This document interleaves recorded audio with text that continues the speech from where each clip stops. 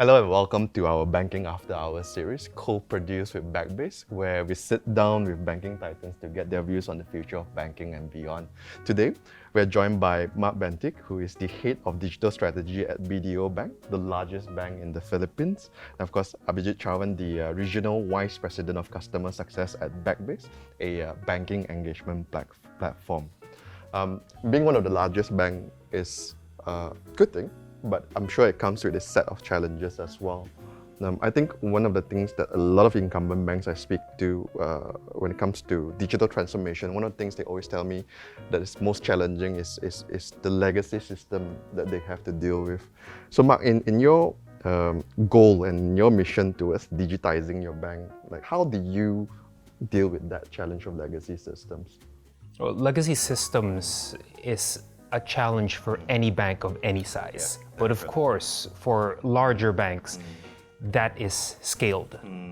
And because of that sheer scale, you have no choice but to compartmentalize the largeness of the transformation that you have in front of you. By doing that, you have to cut it up into front, middle, back. And then you decide you can't do everything at once. You can't change all the wheels of a car while it's running. The most you could do is change one wheel at a time. That alone is hard enough. So when you choose which one, it just makes much more sense to attack the front end first, which is why we have Backbase here. You attack the front because that's where customers engage. That's the relationship layer. After that, then you attack the middle, the back, so that you get a full spectrum transformation across. You've worked with a variety of banks, all sizes, digital banks, small banks, big banks. Of course, with the exception of the new digital banks, they all have legacy system issues, right? So when you work with these banks, what is the approach to work with these banks? Do they normally try to build their own systems? Do they try to customize, or do they go with a hybrid approach? What have you noticed in Asia? But what we have seen, and I think I do have, and as Backbase, we do have that vantage point. Look at different kinds of bank, in different levels of maturity, in different levels of the baggage that they carry with their core, their legacy. Maybe their middle layer is not really performing as it should. However, what is common? So we start with what is common, right? So what is common is everyone wants to essentially transform their customer experience for the end customer. That's the common yes, right? Now, if you look at it, then if what you want to achieve is a certain level of ease of use, certain level of intuitiveness, certain level of differentiation in the market, then that is your starting point. Now, in order to achieve it, there is the way it has to flow from is front to back. In order to achieve this, what sort of capabilities from my core, from my CRM, etc., that needs to be pooled together or orchestrated together based on that bank's maturity, based on that bank's strength, based on that bank's technical, the technology leadership and their commitment coming through. We chart out that particular path. But what are the common, takeaways? I mean, now that we have looked at dozens of banks in this region and more than 100 banks globally, is there are two key things which are usually there is the older your core, etc. is, then your APIs will probably not be ready, right? So that's the first thing we ask, because we know 9 out of 10 times that is where they'll definitely need our help in order to sequence that, in order to prioritize that. That is one. And the second thing is keep that end in mind, because many of the times we only look at, let's say, a feature that, okay, will the functionality happen in XYZ way? However, you also need to keep in mind the scale, that while we are able to produce a functionality, will it operate in that performant manner in that to be state? So that also means is the underlying system, the middle layer, is able to take care of scale. So these are the 1 or 2 key things. These are good starting point, good discussion. And as we start working with them, and that is where some platform like us is helpful, they can adopt what is there on day one and then start implementing it. And in parallel, we chart out that path, that for more differentiation, more build, and that to be state, how do we work together in order to achieve that? Now, of course, legacy is not just a systems thing, right? Sometimes you have the challenge of legacy thinking, legacy culture. Mark, do you find that there were any, speed bumps or any pushback in pushing all these digital initiatives when you tried to get buy-in from your board and management in the past? I think when you use the word digital transformation, that is, at least in my humble opinion, that's wrong thinking. Because we do live in the knowledge economy, and it's still people that execute that technology. You can buy a Ferrari, but not know how to drive it. But not know how to drive it properly. In fact, you'd probably get into an accident, right? So culture transformation is actually issue number one. And if there's anything most difficult, it's not the technology, it's the cultural transformation. And with something as soft skill as culture, how do you attack culture, especially when it's very difficult to measure? Just to be able to do one project. You don't have to transform the entire institution into using Agile on day one. Let's just start with one project. So let's say we're attacking the front end, the engagement layer, just like Abhijit said. If you try to implement the transformation of the engagement channel using Agile, that alone already will have an effect on culture, because it tears down working for working's sake, and you go directly to working for output in small increments, and everyone is accountable for it. So there are those little tools that you could use, that you can drop in, and it will have an effect on culture already. Cool stuff. And what is your experience like, Abhijit, when it comes to talking to bankers from this region? Do you find any pushback? Do you find any resistance? Or do you think that bankers today are a lot more receptive towards this kind of digital initiatives? No, I think last 3-4 years as part of Backbase that I've seen is the trend is towards there is a good alignment coming in from top down, that yes, we need to do certain things which we haven't done in the past. Just recently in one of the conversations, one of the C-suite members, very traditional, they basically said, oh, this one we don't want to write BRD. This one will do it agile. This one will write user stories, right? So that is one example of what Mark was mentioning, right? So it's a small changes. And if the commitment comes in from top down, then it removes the confusion in the mind of the working group, the users, that how they need to look at the next 6 months, 8 months, or whatever is the duration of the engagement that they're looking at it. So I think this region is rapidly changing in that direction. Of course, certain countries in this region are more agile. They're more comfortable with agile as compared to others. But I think the overall trend is, yes, we are moving in that right direction. The sort of transitioning that's happening. The important thing there is that buy-in and strong commitment from the top down. It has to be top down. It has to be. Absolutely. Otherwise, I think it'll be a real struggle for the folks in the middle, isn't it? Yeah, I'm sure. Shifting gears a little bit, right? And we were talking about how BDO is the largest bank by market cap in Philippines. And that's not the only thing that you guys are the largest by, right? If I'm not mistaken, you also have the largest branch network as well. Last count. That's still the case, right? So given that, you guys are the bank with the largest branch network and you are undergoing a lot of rapid digitalization, does that impact the way the bank thinks about its branch strategy? It's good to note that BDO is part of a larger conglomerate, which is the SM Group, the largest retail conglomerate in the country. It is impossible for the average Filipino to go through his or her day without engaging with either the retail side or the banking side. That said, obviously during the pandemic, when our largest asset became what was closed down overnight, meaning our ATMs, our branch networks, our physical touch points, immediately our advantage was nullified overnight. we had no choice but to pivot to digital for sure. But as you know, in Asia, I don't think cash is going away anytime soon. It's still, now the term post-pandemic is phygital. Right. It's really the marriage of digital channels and physical channels, right?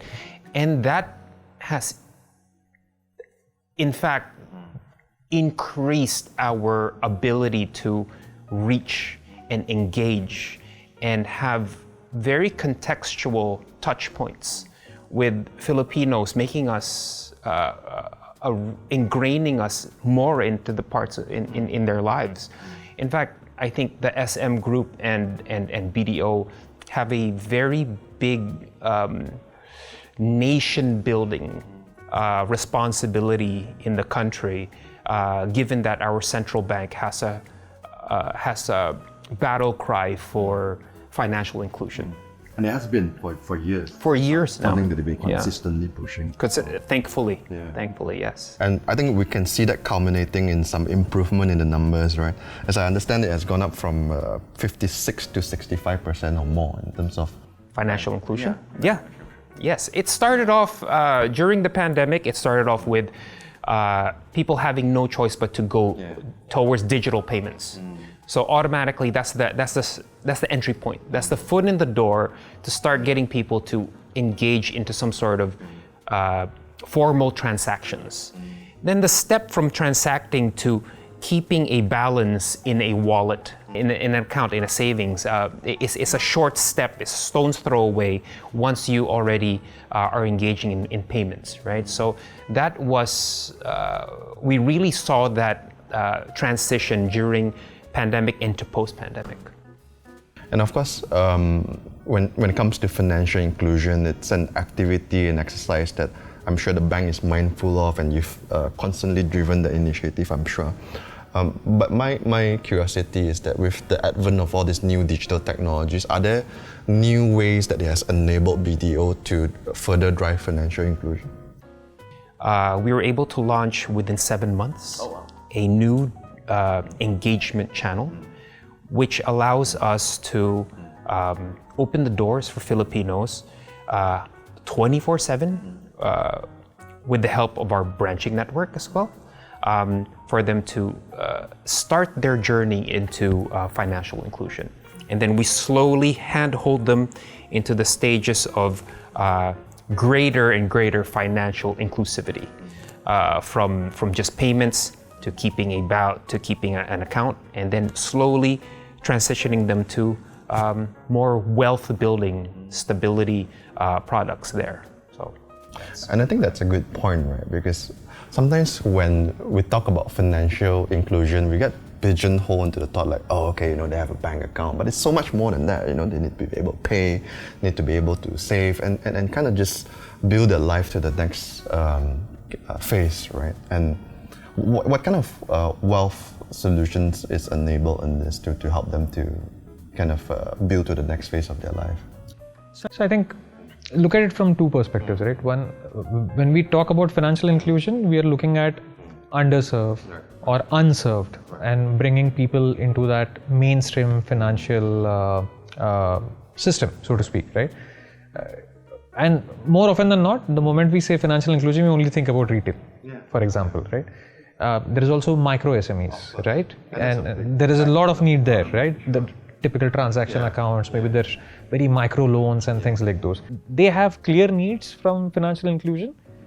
The reason why they are not part of the mainstream banking is because they really can't afford to take a day off to go to a branch and then maybe apply to open an account or apply for X or get their services that they require. Maybe it's the issuance of a checkbook. I don't know, I'm making it up, right? Because that has a direct impact on their livelihood. Now, what can bank do in order to make a difference in financial inclusion is make it accessible. So mobile is a clear winner. COVID, the pandemic or otherwise, that is still going to give you that last mile connectivity, right? Where even though, branch definitely is the pillar of the trust and the relationship that has been built over the years. And mobile essentially makes sure that you don't have to step out to do something which which will impact your livelihood.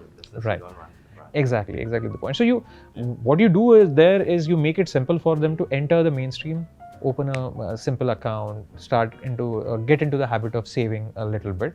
And the wealth creation from their perspective is not necessarily private banking. It could really mean that whatever surplus savings that they could do, they open a term deposit account, right? They probably apply for, let's say, an education loan for their kids.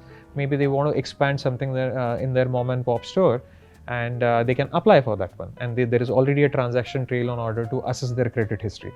So it's a starting point, make it simpler. Over a period of time, get that particular data in place, and then help them consolidate their position in the formal banking system. So I think that's what the banks are doing. In order to do that, of course, you need a good front end, you need a good middle layer, you need a good back end, and it's a culmination of all of it.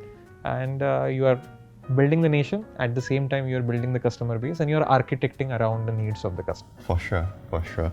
And I think another aspect of financial inclusion, and the Banco Central has also put a lot of emphasis on, not just the Banco Central, sorry, the Securities Commission has also put a lot of emphasis on investing as well. And I think, to your point, wealth creation is also very important as well. But I think that's one area that still needs a little bit of work. I think the data is that only 3.26% of Filipinos are participating in the capital markets, if I'm not mistaken. Yes. Sounds about right? Yeah. And I know BDO, you guys have kind of won a lot of awards in this space. So talk to me about how you guys are using digital channels to kind of encourage and enable more retail investors to do the investing. Okay. Before I answer that, I guess I want to backtrack to what Abhijit just said, where at BDO, we are digitizing the engagement at various financial life stages. Right. That's why we have a network bank, which is our rural bank digital channel. Then if you happen to graduate and move up financially towards payments, then we have our payments channel, which is BDO Pay.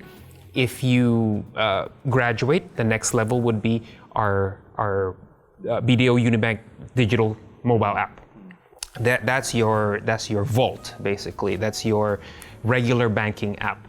But then when you start gaining some affluence, right. and I think the Philippines has officially graduated into a middle income economy, where the average GDP per capita is around $4,000 US, and that graduates the Filipino from month-to-month subsistence to having something to put away, a little surplus to put away. And there will come a point where a savings account is not the optimal place to put it, right? So they now have to look for a place where they have returns, where the money can work for them. Could affect the pesky inflation, don't you? Correct. Yeah. And Philippines, our GDP growth we're really doing really well in Asia, right? And despite the inflation, I think people are keeping abreast. It's slightly above it. And with that, we need to handhold them into their next financial stage. And this is why, with the help of Backbase, we have created mobile channels so that, like Abhijit said, we have taken out the friction. We've made it 24/7.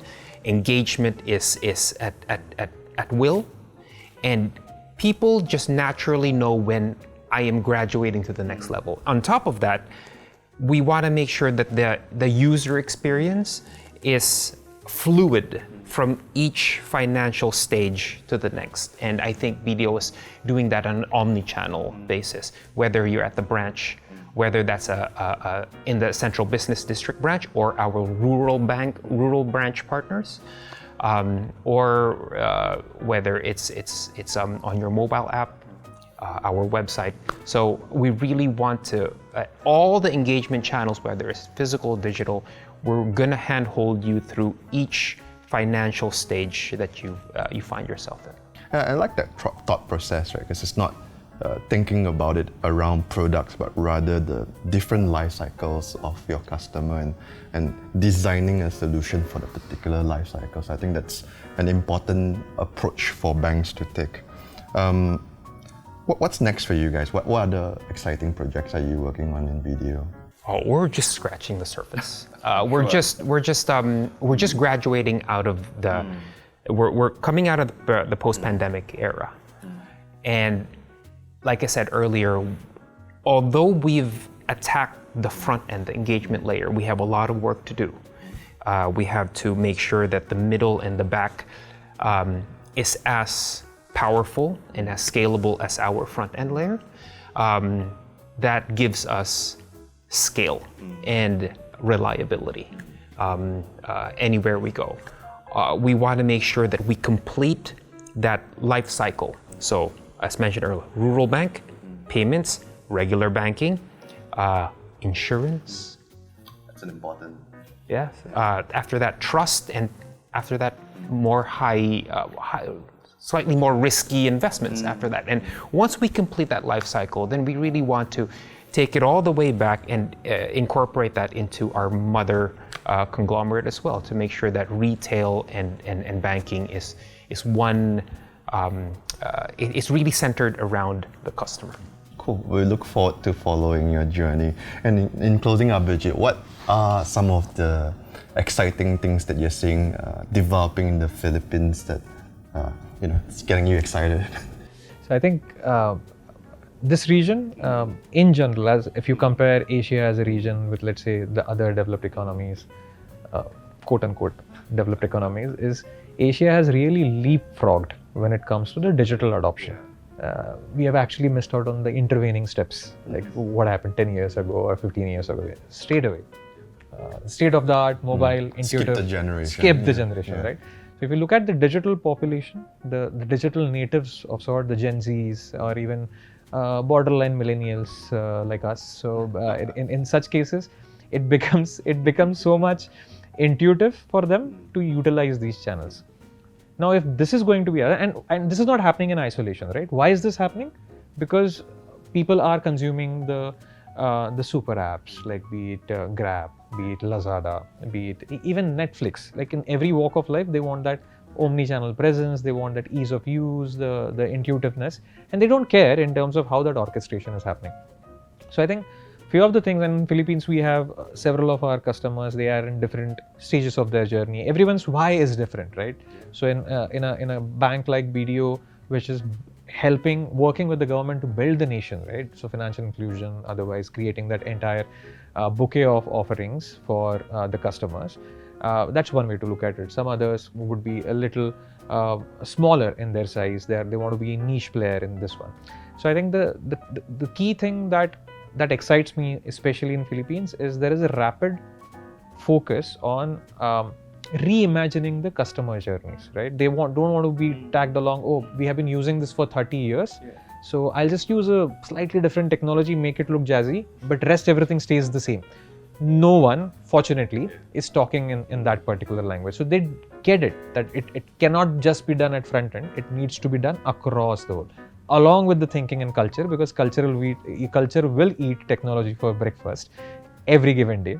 So I think that trend is pretty positive. And from the customer's perspective as well, the things like utilizing, let's say, QR payments, utilizing the peer-to-peer, the money transfers, or the payment options, right? What customers want to see is they don't want to look at that, oh, today I wake up and I want to utilize, let's say, an X Bank's app. No, they want to make it as invisible as possible. Yeah. So you're part of their financial every step of the way. They just don't know it. They're invisible. And they get it. And the good part is the banks are also getting it now. So I think super excited. This is a good time to be in a digital transformation thinking, in those journeys, learn from each other and build upon a solid story for a region that is growing from strength to strength. I mean, certainly, observing this space, I think this past 5 years, we've seen more change in this past 5 years than we have in the past decade. Yeah. So it's definitely an interesting time to be alive and be in this space as well. Anything else to add in closing, Mark?